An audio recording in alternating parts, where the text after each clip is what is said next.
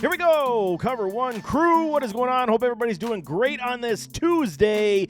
And it is time, man. It's waiver wire time, and we're going to do a little flip with a little trade talk once again, because those trade deadlines are coming very fast. And especially if you're on the top, you got to stack your team, find the value where the lesser teams are trying to save their seasons. I'm telling you, this is where you can stack your rosters. All very good stuff.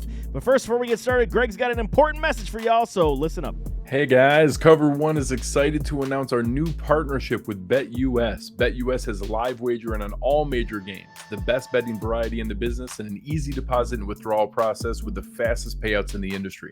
Our loyal Cover One fans get a choice between two exclusive offers, either a 125% sign-up bonus on your first deposit up to $2,500 or a free $50 bet with no deposit required.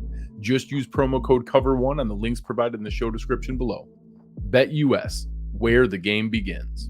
As we enter week 10 of the regular season, now with fantasy playoffs coming that much closer, even though we got the extra week because of week 18, I completely understand, but we got to get these teams and these rosters put together for a long run because injuries continue to pile up. First on the list of purchases, buy now, Aaron Jones. And everyone's going to say, why? He got injured, the ankle, the Green Bay Packers offense does not look good. They got a good schedule, man, and the ankle came back clean, negative on the x-ray, so he's even possible that he could suit up this week in week number 10. Go and get an Aaron Jones. It will be intermittent, the top-end productivity in this offense that is not humming along, but as the season does go on, they're going to have to utilize Aaron Jones that much more. I would definitely buy his services because it could be down on the cheap on a owner that doesn't have a lot on his roster at this point. Amon-Ra St. Brown is the next one I got because target share is going to be abundant. Yes, it didn't come to fruition in this past contest, but it will be very large now with TJ Hawkinson gone off this roster. Was a 4 for 55 for Amon-Ra in this past contest. This is only semantics as they get used to life without a TJ Hawkinson. The target share will still be 8 to 12 targets per game for an Amon-Ra St. Brown, and his services could be traded for because he did not post a very big contest this past week. DK Metcalf because of Geno Smith. And he seems to be finding Tyler Lockett just a little bit more right now, but this is good news. You want to get a good receiver that has very high upside, high touchdown upside. DK Metcalf is your guy. You could likely get him on equal value trade. So if you have too many running backs, you need another wide receiver, easy trade to make. Go get a DK Metcalf because the value still will be there as long as Geno keeps playing the way he's playing, and there's no end in sight at this point. DK Metcalf, definite buy for me this week in week number 10. Michael Carter, the New York Jets. Boo! These Jets, they took it to our Bills. Did not like it, but I mean, everything, whatever. We'll dissect that game another day. But Michael Carter has found himself into the good graces where he is a low buy. You could buy him for a decent amount of value because he probably was sitting on everybody's bench this past week, and the Jets' commitment to the run still continues even without a Breece Hall. Yes, it will be likely more 50-50 splits with a James Robinson, but Michael Carter, you can get him as a good fill-in who could be a flex or an RB2 fill-in at this point of the season, man. Josh Jacobs, RB1. He's fallen off a cliff, and so has this Las Vegas Raiders offense at this point. However, they will figure it out, man. I totally believe it. The fact that he's going to get still continued volume in this offense is key. They're going to get back to basics, and right now with Josh Jacobs only scoring anywhere from 12 and under points the past several weeks, you could get him on the low right now, and he could definitely slot in as your RB2 going into the fantasy playoffs and be a big-time producer, man. I have no doubt. He's too good. He's too good. You got to get him. Mike Evans, the last buy I got on my list right now. He's been struggling, as has this Tampa Bay Buccaneers offense. If you're struggling at wide receivers, then I say, yes, go buy a Mike Evans because they will figure this out as well. Tom Brady on that last drive was able to, get the Buccaneers the victory. This could be a sign of things to come. I'm telling y'all, the drop passes have been an issue for Mike Evans this season. He's going to figure it out. Now is the time to go get one of the best wide receivers in the entire NFL, and on a trade that is very low value, I definitely would be buying a Mike Evans at this point. But for waiver wire talk, let's go. Running back time. It's thin. Everything is thin on this wire. And I mean, Jeff Wilson goes to Miami, finds new life once again in the same similar system that he played in San Francisco. He scored himself a touchdown. Go and get this man as well. If you're struggling with running backs, go and get this man. 48.5% ownership rate, almost at that 50-point threshold. He's likely gone in majority of leagues, but he still could be floating around there on managers that dropped his services when CMC got hooked up to San Fran. He is now on the Dolphins, and he is going to be utilized in this offense because he is trusted by the coaching staff. Excuse me. He's got already, almost 83 points right now. You got to go and get his services. Chase Edmonds is an interesting one right now. Yes, it didn't work out in Miami. Don't have the new Diggs in the Denver gear, but, he now plays for those Denver Broncos.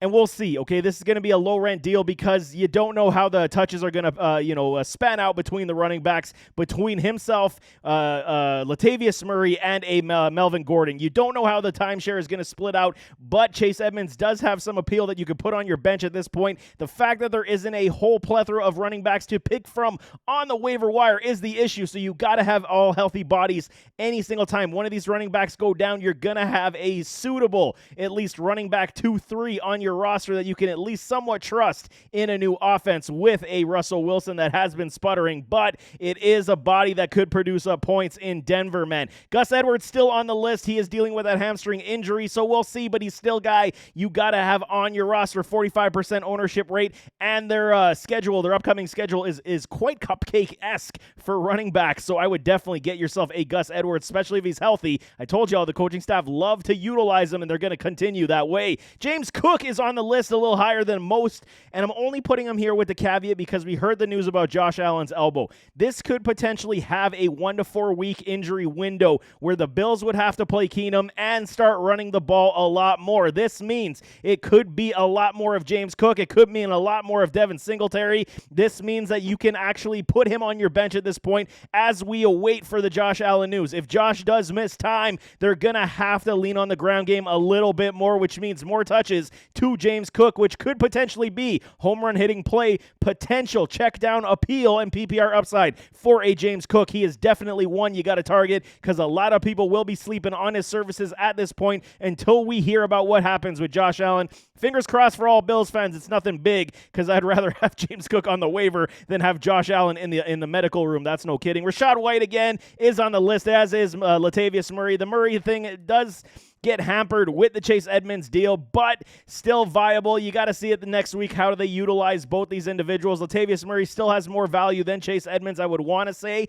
because Chase is still fairly new to the Broncos, playbook. As the playbook gets, streamed out a little bit more, we'll see how they utilize the Chase Edmonds. Lat Murray, likely a goal line upside guy at this point, but I would go Chase above Lat at this point. Cam Akers still on the list only because he's a healthy body of running backs. We'll see what the Rams do because they're just not utilizing anybody on the ground right now, so I would kind of leave him on the waiver wire at this point. Wouldn't really stash him either. Same with Hubbard, but Alexander Madison is one. I've been saying to you guys, injuries continue to happen, and you got to have him on your bench as the handcuff for a Dalvin Cook. No kidding. Get him on there. You won't if you have room. If you don't have room, I understand, but if you have room, get him on your bench because he is a best handcuff right now for all running backs. Isaiah Spiller graces my list. He's a watch player right now. He found some touches last week. I'm hoping this is a sign of things to come to kind of have that spell of a Austin Eckler in the Chargers backfield. For quarterbacks, it's thin. I told y'all to pick up Justin Fields, and what did he do? He repaid. I've been telling y'all for like 4 weeks, go pick up Justin Fields and at least stash him because bye-week trouble for quarterbacks was coming.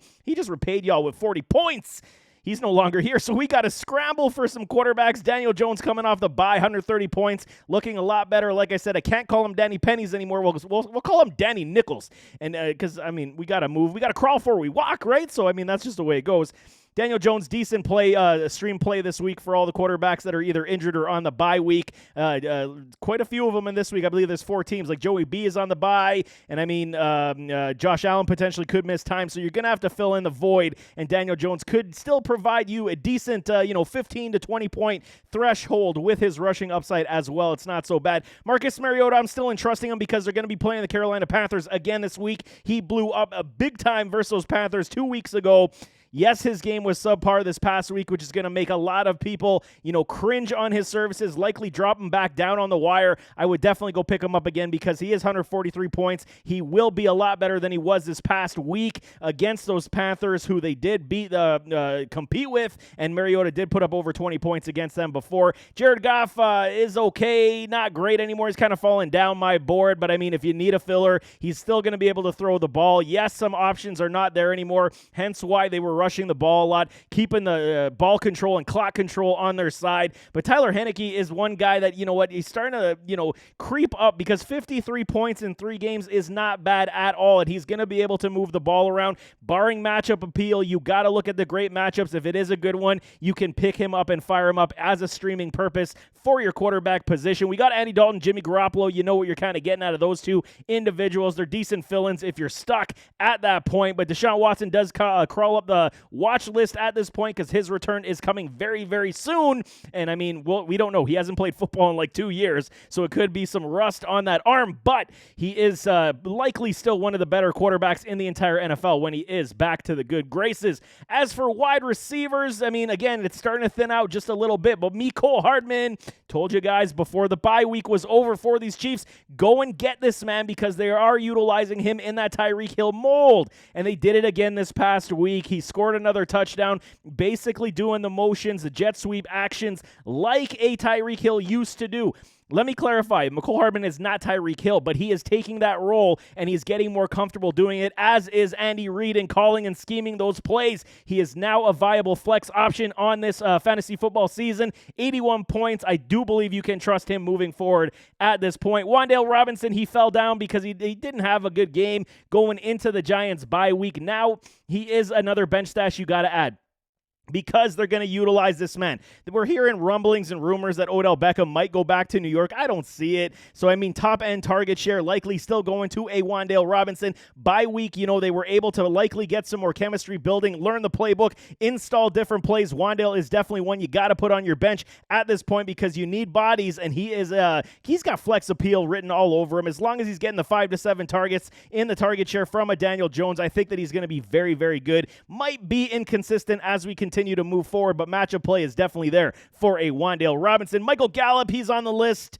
We'll see. We'll see how they continue to utilize them. Dallas, before they went into their bye week, they were, targeting him frequently. As the coaching staff said, we got to get Gallup more touches. He is there at 25 points. Not a great deal of productivity so far this season, as he was coming off of the knee injury, so he can be trusted on your bench at this point. Matchup play as we deal with bye week trouble as well. Jahan Dotson is a watch player right now. The minute he gets the go-ahead off the hamstring injury, you go and you snag his services because this offense does not look the same without him, and when he gets back, you got to know that Heineke is going to be finding him and Scary Terry all over the field. Jahan Dotson, for me, is a must-add the minute that they tell us that his hamstring is healthy and he's good to go. Jarvis Landry, PPR upside, barring any health issues he will always have. Now with Michael Thomas gone, it's going to be the Chris Olave Landry show, and there's going to be target share that's going to come to his direction.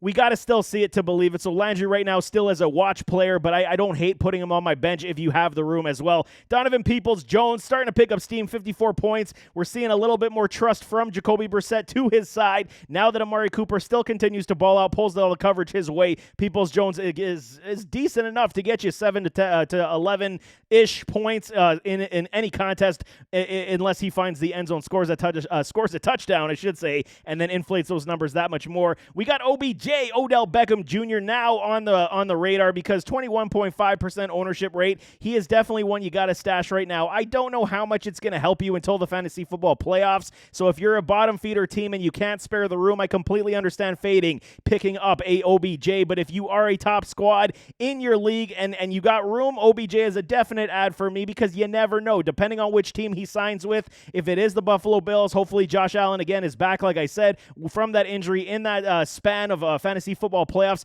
Maybe he does, produce quite a bit, but we got to see where he's going to go. At this point, it's a bench stash and wait and see. So if you're a top-end squad and you're looking around at your club, Odell is definitely one you got to add. Terrace Marshall Jr., he's starting to pick up waves in this offense. The coaching staff is starting to, give him some target share, and he's decently repaying you. So, there's one option as well. Josh Reynolds ends my list on wide receivers. He did miss this past week due to injury, but 60 points for a waiver wire wide receiver is nothing to sneeze at. No kidding, man.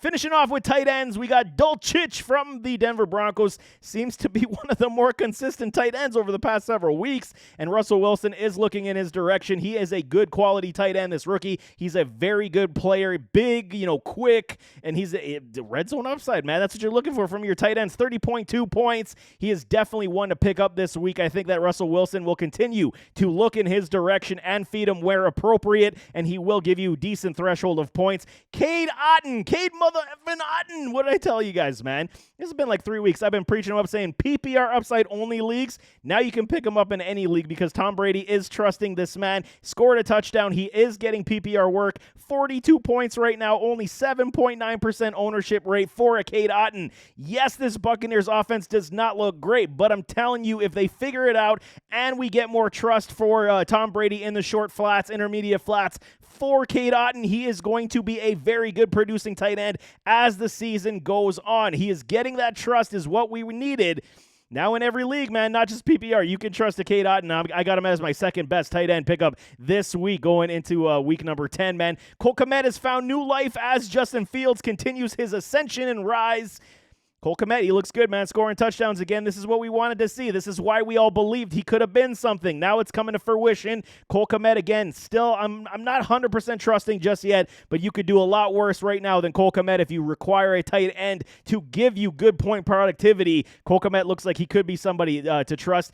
After that, the tight end group does fall off a cliff. We got Noah Fant, we got Mitchell, we got Wright, and then we got Myrick. I mean, it's pick your poison, man. I mean, at this point, it's very difficult for tight ends. I still like Myrick because the New York Giants are going to be utilizing the tight end spot. Mitchell caught a touchdown pass from Jared Goff. Maybe he is the heir apparent to a TJ Hawkinson now in this Detroit Lions offense, but we will have to see. It's a tough get, but as for right now, Dulcich and Otten are my two top tight ends that you're going after this week. So there you have it. That is trade targets and waiver wire pickups.